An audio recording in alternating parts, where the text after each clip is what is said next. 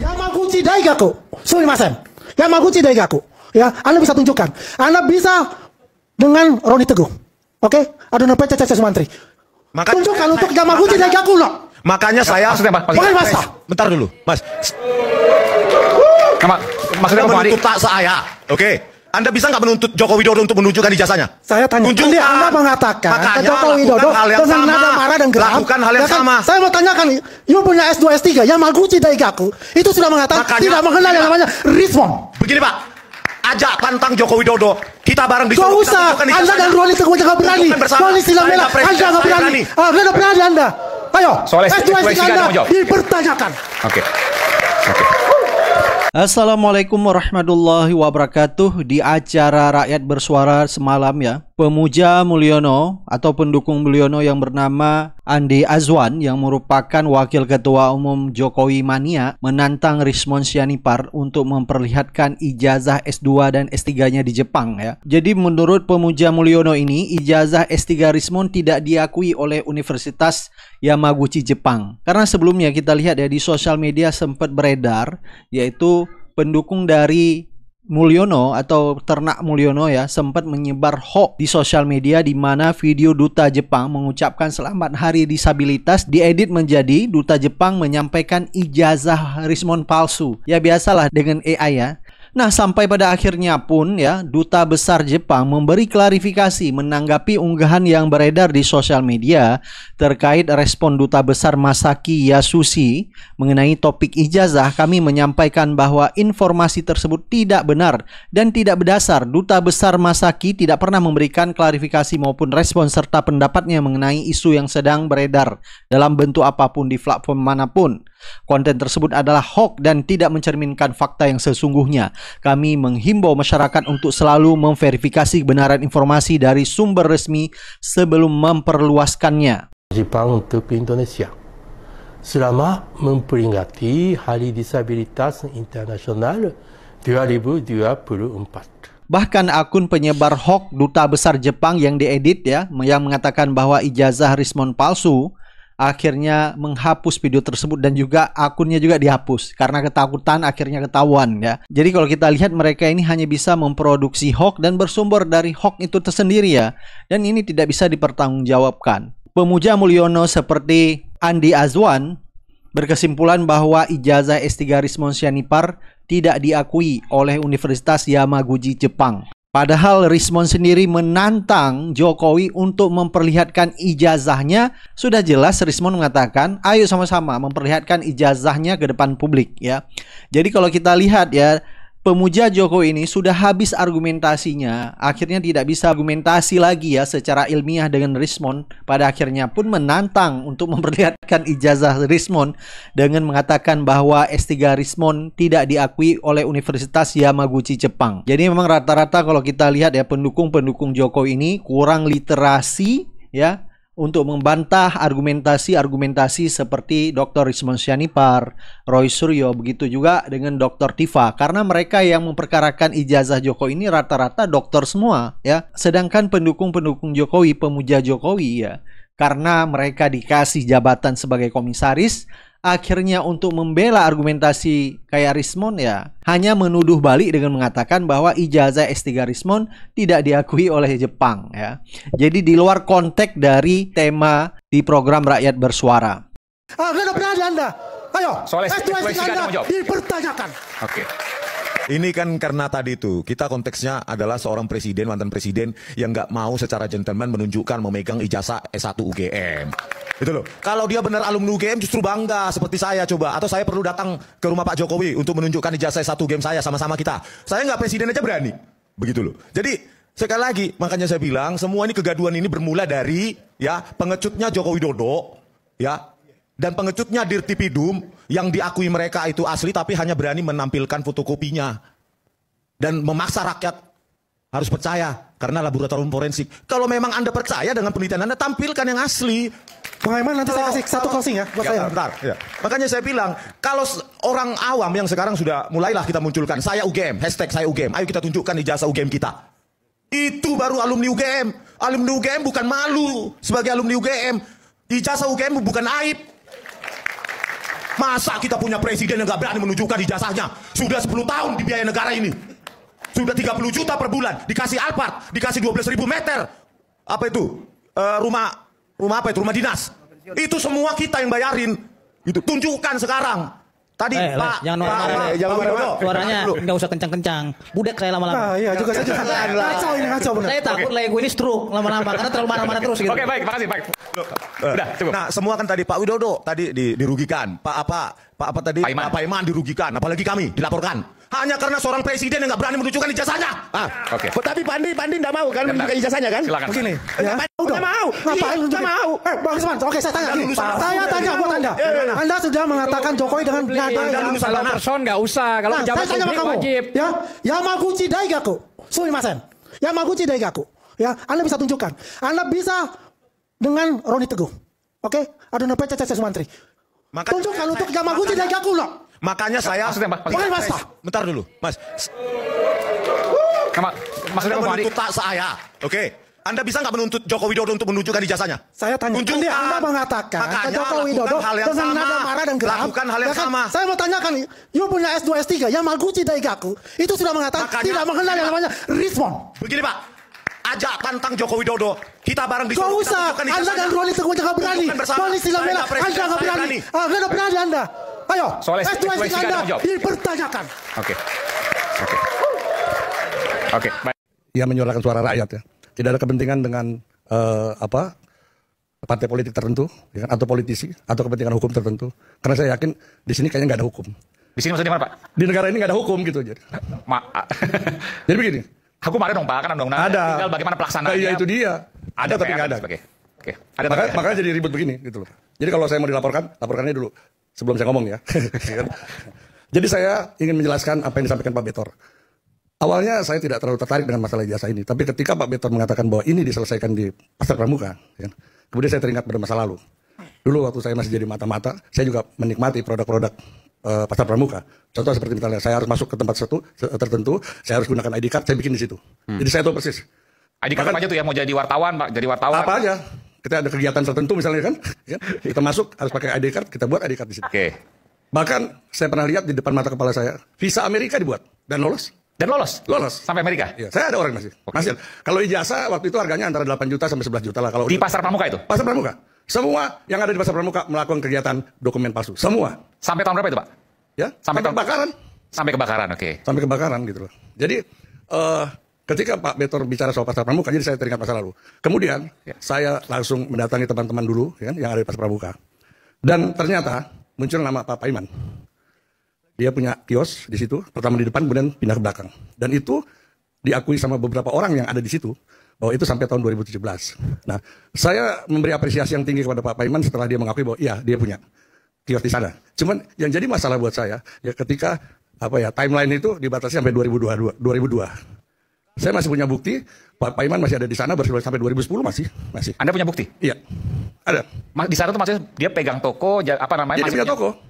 Punya kios, semua namanya kiosnya sama Pak, kios pencetakan dan penjilitan skripsi. 2010, Mas Roy, dari 2010 berarti? Ya, artinya gini, sampai 2017 masih di sana gitu loh ya. Cuman ada bukti-bukti untuk yang menyatakan bahwa Pak Paiman 2010 juga masih di sana gitu loh Pak. Paham apa saya Pak? Iya. Nah, kemudian yang jadi masalah ketika Pak Paiman menyatakan bahwa dia sampai 2002 di sana. Ini kan tentunya kan ada sesuatu nih. Ya kan? Mengaku ke Mas Roy sampai 2002, betul ya? Nah, itu dibuat sampai 2002. Ada di dalam Berarti satu pernyataannya bohong, ada. Ada dalam pernyataannya ada juga. Jadi awalnya saya tidak pernah terlalu menyangkutkan Pak Paiman dengan ijazah. Tapi ketika dia menyatakan itu, wah ini ada sesuatu nih rupanya.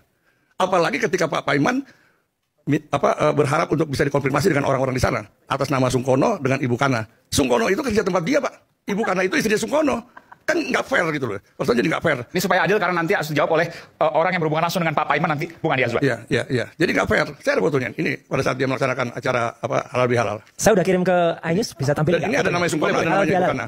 Halal bihalal, boleh nanti tampilkan ya.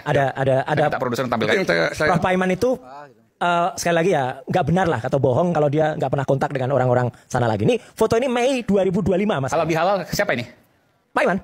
Dengan? Prof Paiman dengan orang-orang di ini Pasar Pramuka. Nah itu. Oke, ini tahun 2025. 1 Mei 2025 tuh. Oke, iya. Lanjut Pak Lazar. Ya, yang membuat saya akhirnya menaruh kecurigaan ya dengan pernyataan-pernyataan Pak Paiman. Ini Pak Paiman yang tengah ya? Yang atas. Ya, yang tengah itu Pak. Iya, oke. Nah, atas dasar investigasi dan kemudian verifikasi silang saya di sana, ya kan, menyatakan bahwa Pak Paiman ada yang tidak terbuka dari diri Pak Paiman mengenai keberadaan dia di sana, gitu loh, Pak. Ini yang membuat saya keberatan, gitu loh. Kenapa Pak Paiman harus menutupi, gitu ya, batas waktu dia ada di sana, gitu. Apakah ada kaitan dengan 2012 yang diduga terjadi pencetakan ijazah palsu, gitu. Jadi kalau soal dokumen palsu, Pak, 99% mirip di sana. Saya bisa buktikan. Apapun itu? Iya. Termasuk ijazah? Iya. Bahkan visa Amerika tadi Anda katakan. Kalau KTP aja, Pak, KTP orang Cina dibikin di sana 50.000 cuma. Visa Amerika Anda bisa pastikan? Iya. Itu tembus? Iya. Anda yakin? Ya, orang yang bikin saya masih ada sekarang. Masih ada. Tahun berapa itu? Apa? Masih ingat Pak tahun berapa? Ya waktu itu saya lupa tahun. Tapi orang yang bikin masih ada dan saya lihat. Visa Amerika? Iya. Luar biasa. Hukum pidana itu ada namanya asas actori incumbit onus probandi. Siapa yang mendalilkan, dialah yang harus membuktikan. Pertanyaannya adalah, sampai hari ini saya belum melihat bukti yang sahih dan valid terkait dengan penelitian yang dilakukan oleh abang-abang sekalian. Buat kalian yang menuduh palsu harus mendalilkan, harus membuktikan. Sudah, Bos. Sudah. Bahkan sudah berbantah. Itu Sandi mengupload ijazah asli katanya. Nah, kemudian ijazah itu dicek keasliannya sama Pak Rismon, sama Pak Roy Suryo itu. Ternyata banyak ditemukan keanehan. Ya, kemudian disimpulkan diduga bahwa ijazah itu palsu. Nah, situ kan. Nah, kemudian buktinya mana? Ya itu dibuktikan itu. Letak hurufnya, bentuk fontsnya, fotonya yang pakai kacamata, di mana nggak lazim. Sehingga ada yang dicantumkan fakultasnya, ada yang tidak. Dari pihak Pak Jokowi mencoba bantahan dengan membawa institusi UGM. UGM mengeluarkan pernyataan resmi bahwa itu adalah ijazahnya Pak Jokowi asli. Data-datanya ada lengkap katanya. Kan skripsi yang difoto itu kemudian diteliti oleh Suryo dan teman-teman, nggak masuk akal. Diduga bahwa skripsinya itu nggak benar. Kalau skripsi nggak benar, maka patut diduga ijazahnya juga nggak betul. Nah, jadi sebetulnya persidangan ini sudah terjadi di ruang publik.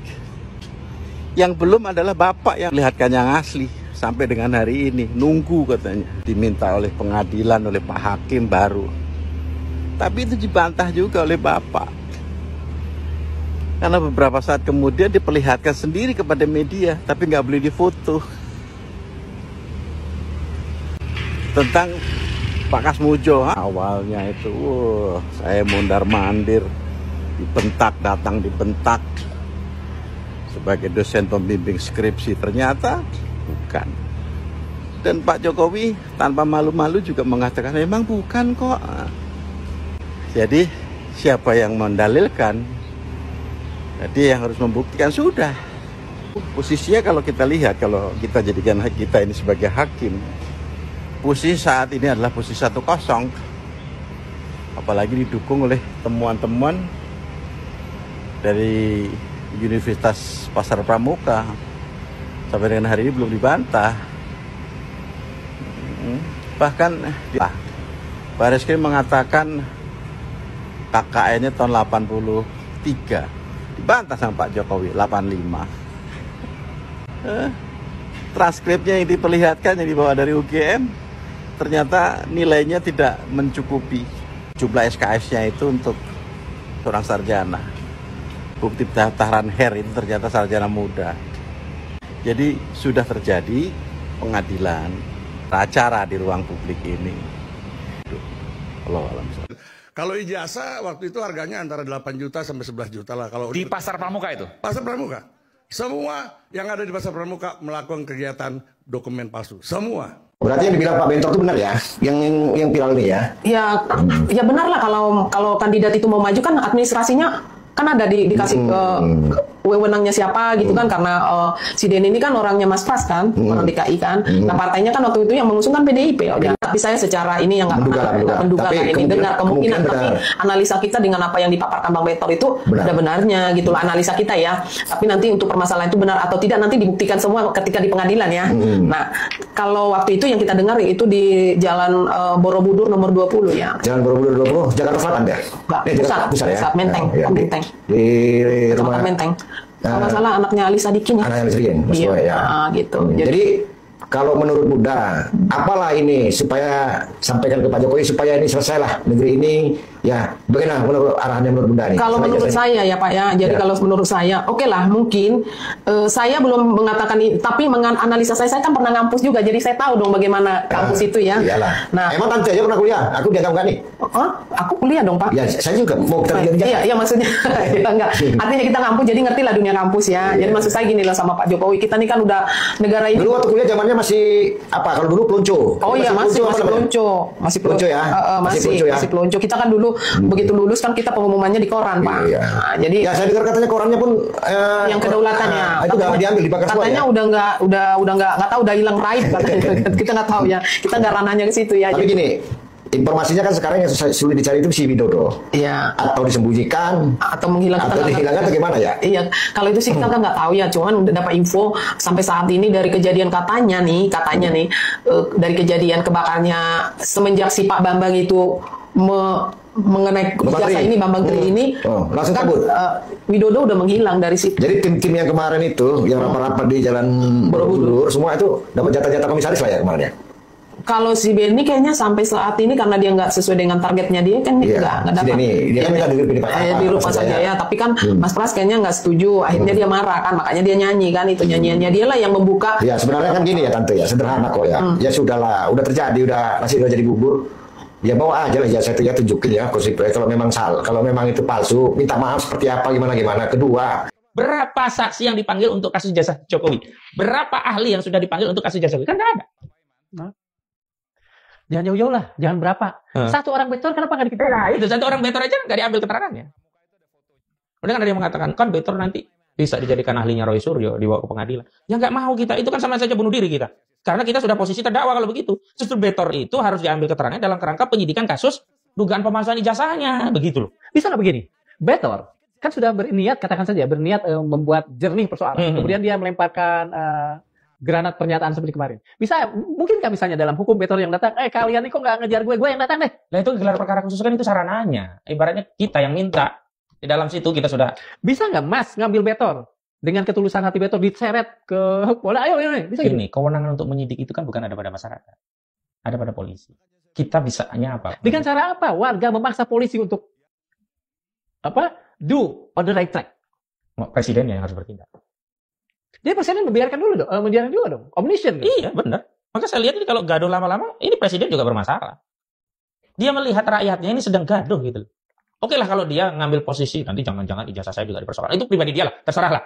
Dalam tanda petik seolah-olah membela Jokowi itu urusan dia lah. Tapi dia harus perintahkan semua kegaduhannya dilakukan tindakan. Kalau nggak, copot Kapolri.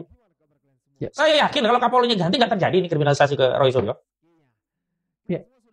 Ini kalau Kapolrinya mau ngerti bahwa ini persoalan harus diselesaikan pada akarnya. Akarnya apa? Ijazahnya. Maka dia nggak berani kutik-kutik itu dianggap ini fitnah. Memang ijazahnya belum dibuktikan asli. Sampai hari ini ijazah itu masih berhenti di penyelidikan. Sedangkan temuan terhadap masalah ijazah ini bermasalah, makin menguatkan keyakinan publik, termasuk apa yang diungkap oleh Betor. Dan temuan Betor itu sudah sampai tahap kalau kejahatan ya, modus operandi.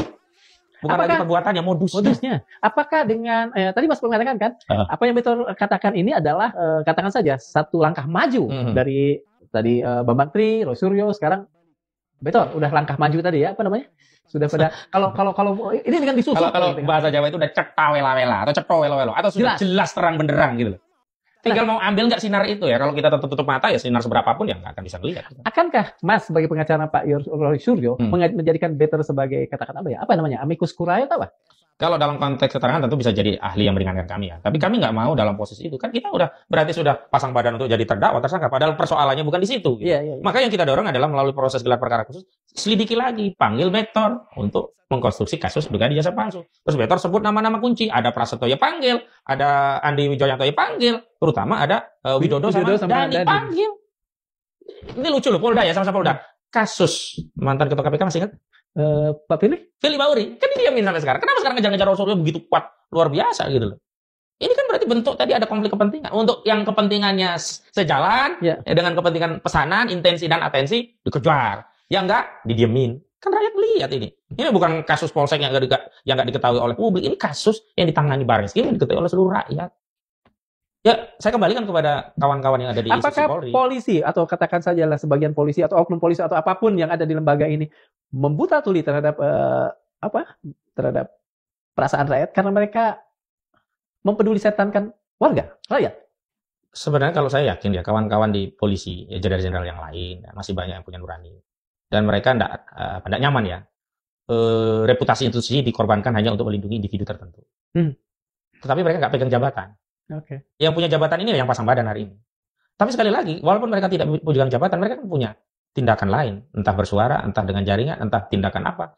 Ya tentu saja ini akan membantu proses yang terkuat. Kalau hanya bicara, ya terserah, yang penting bukan saya melakukan. Kemudian diam dengan semua persoalan ini, mohon maaf, bobroknya bangsa ini, semua punya andil. Yang diam juga tadi punya andil.